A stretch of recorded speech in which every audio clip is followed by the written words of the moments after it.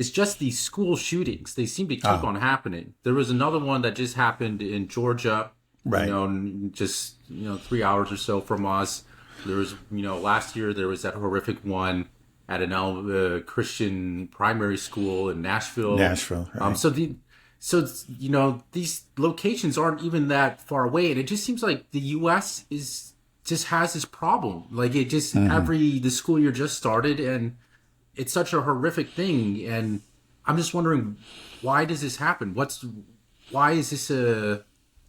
going on? Well, why do we have school shootings? Well, if you're on the left in the U.S., you say it's guns. It's the easy availability of guns, and I don't think you can. I know that all my good right-wing friends who love their guns. My apologies to them, but I don't think you can completely discount that argument. I think that's part of it. It's just that guns are easy to acquire in the U.S., but that's only part of it. I mean, you can have. There are countries with lots of guns, like Switzerland, for example, where these things just don't happen. So it's guns plus some obviously underlying social problem. They're just kids that are not being, in broken families. I'm just guessing. I mean, they're just because obviously somebody who's at all really of sound mind, who really feels that he belongs to a family or community is just not going to do something like this. I think that's obviously a lost, very disturbed individual.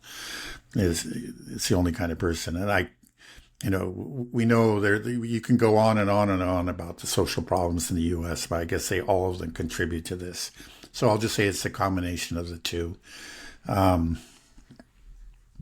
leave it at that. America's always had guns throughout its history. Right. They have the right to bear arms. It's enshrined in our Constitution. But it doesn't seem like school shootings were really an issue until my generation, right? When you were growing up, was it ever a thing? I mean... No, I can't remember. So again, just like I was pointing out with Switzerland, it's not the fact that guns by themselves don't just go off, right? And there are, as you point out, the guns have always been, easy to acquire in the U.S., and there are other countries, like, again, Switzerland, I think every man of military age is required to have a gun in his home. Right. But they don't have a problem of shootings like that. So it's different though in Switzerland, I'd say. What's that? I would push back a bit. I mean, in Switzerland, I think in Switzerland it's a little bit different. Yeah, I lived in Switzerland for a year, and you're right. Everybody owns a gun, and they are given 50 cartridges, but they're not supposed to even open the casing for the ammunition. You have to. It's a very kind of these are people that it's not like you go out and buy handguns. It's not the same type of gun culture here in the United States where people can just buy any type of gun. They're given a military weapon that's part of your, you get after your military service, and it has a specific function and purpose. It's not.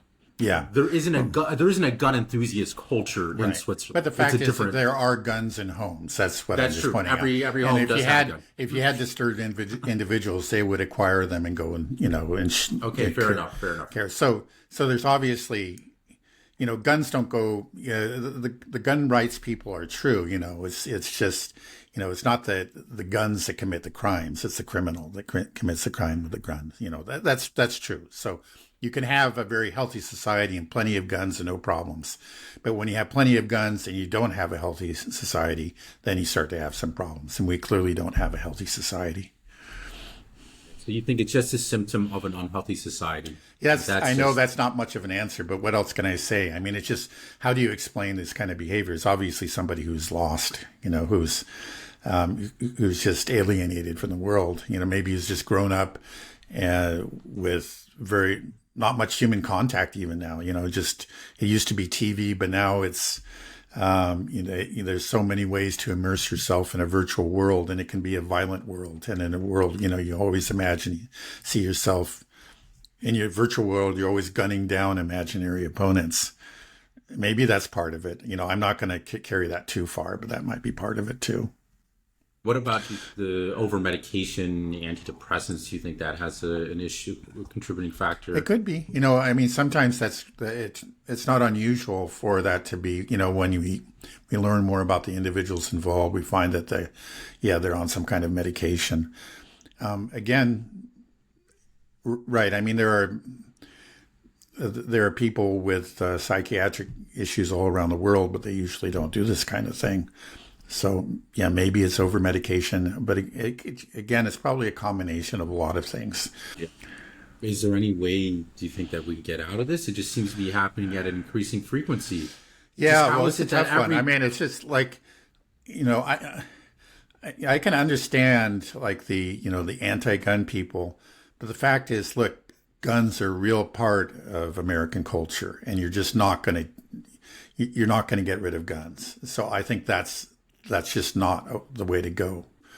Other countries, ban guns, and they can keep those bans if they want to.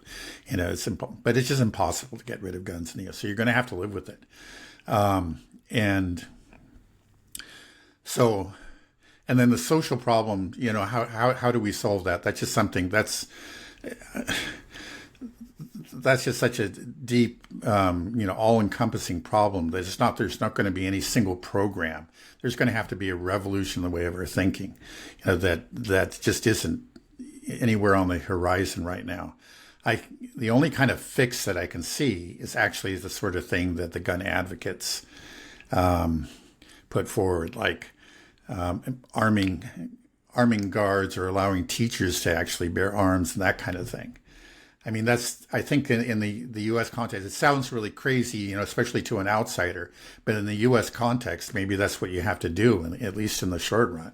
Right. It does sound crazy. I think people automatically cringe when they hear that, because just the idea of having guns around kids is just a terrifying concept. So you're saying, like, is this safer? But then at the same time, when you think about it, whenever you go into like an important federal building or the airports or whatever, you encounter police officers and security guards all the time throughout our cities and lives that are guarding, our politicians or people, important individuals. Well, our children are very important, and so why shouldn't they have the same type of protection that's awarded to our politicians as we have the same for our children?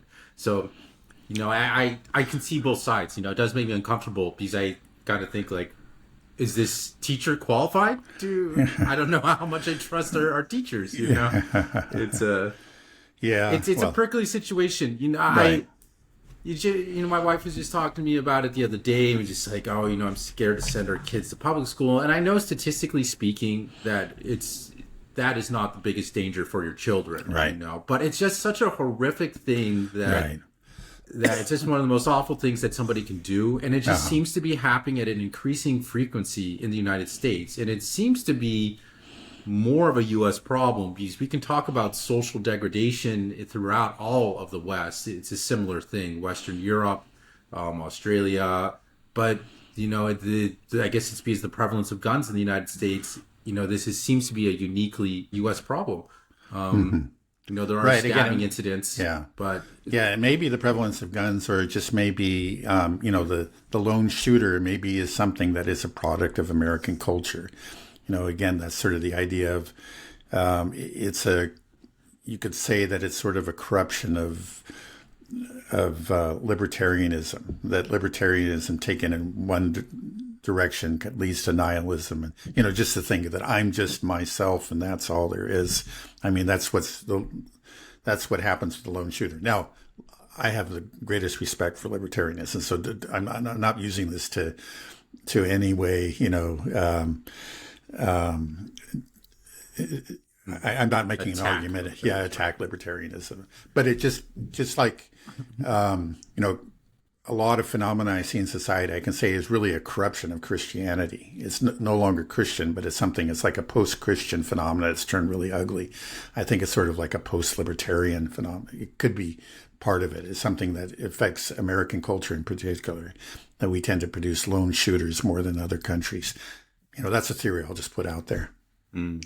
Well, what do you mean about this post-Christian phenomenon? I mean, there's all kinds of let's say, for example, concern for the victim. That Christ himself was the ultimate victim. He ended up on the cross. And so,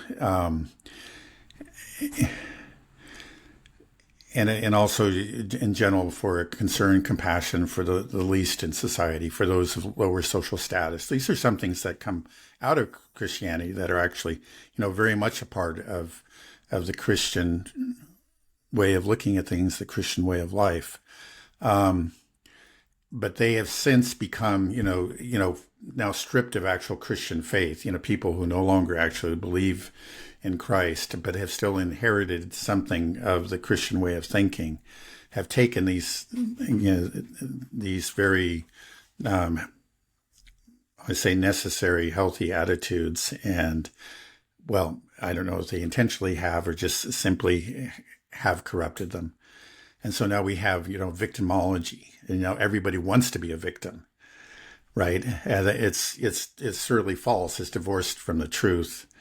But we have this victim culture. So it's almost like people try to embrace some sort of a victim identity of one kind or another. It's easier if you're a person of color. If you're not, then you have a psychiatric disorder, and that's something you talk about endlessly online. I would say that that's actually it's a post-Christian phenomenon. It's something that, you wouldn't find it, let's say, in a pre-Christian world at all, where heroes were worshipped and and the mighty were respected, and there wasn't really much compassion at all for those of lower social status, and there didn't seem to be any need. If you were lower social status, the only thing you were concerned about is trying to get to upper social status, right? But Christianity introduced a new way of looking at things, and I consider it to be the true and the proper and the compassionate and the good way to live and to see the world. But when it's divorced from Christianity itself, it turns into something very, let's say, essentially false, and then eventually destructive. Again, where it's to really be about compassion, but about self-exaltation, and just in a very perverse way, really. Right. Instead of compassion, it ends up, compassion is attached to status now. You want to be. Well, also, virtue signaling is another example. That's what it is. Like, look how compassionate I am. Right. And I'm also a victim. I'm neurodivergent. That's one of the things that nowadays everybody, I almost can tell someone's political alignment just if they express that they have some type of, psychiatric condition. It's a phenomena that I started noticing, even among some Westerners when I was living in China, that would start to say, I'm bipolar or whatever this, which, I'm sure some people that may be and some people are, but it wasn't a thing that you would initially kind of address and share with people right from the beginning. And it was born as a badge of pride. And I was like, this is kind of a strange thing that's happening in our society. Everybody is got some type of condition. And I'm sure if you look hard enough, you can pathologize most everything, and you can assign some type of, neuro condition to anybody. If you can say, I kind of fit in this box or that box. So, yeah. Okay. Well, we're getting a little bit Okay. Well, we're getting a little sidetracked. Is not the happiest Friday topic to start off with the school shootings, but it is something that's just been on my mind. And yeah, I agree. It's a combination of all these factors. There's no real easy solution to this. The U.S. is becoming just signs of a sick society more and more. And I hope that there's a recognition of that at first, and we can slowly work into solve this, maybe through just supporting stronger families, sort of rediscovering what's important in life.